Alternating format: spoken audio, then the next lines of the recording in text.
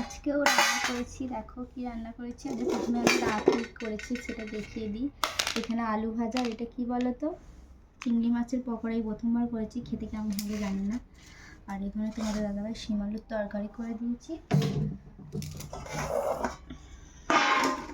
আর এইখানে মাছ দিয়ে আলু দিয়ে আর ডাঁটা দিয়ে হালকা করে একটু মাখো মাখো তরকারি করেছি। স্যালাডে আছে লেবু, বুঝেছি। ভাত, গরম গরম ভাত।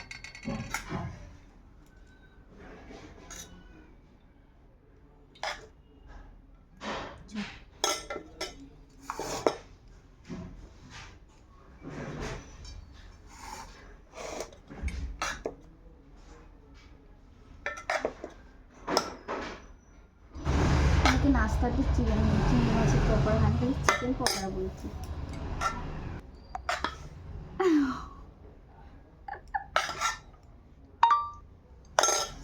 আমি খালি চিকেন পকোড়া বলছি, চিংড়ি মাছের পকোড়া। চায়ের সাথেও খেতে ভালো লাগে, অনেকে চায়ের সাথেও করে, আমি খালি কার্টুনে দেখেছি।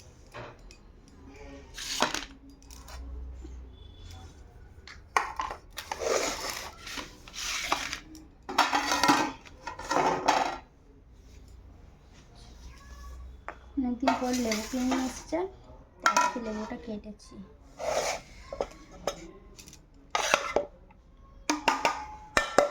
অল্প একটু, কালকে চিংড়ি মাছের টক করেছিলাম আর আজকে অল্প একটু ছিল, তো ভাবলাম পকোড়া করি।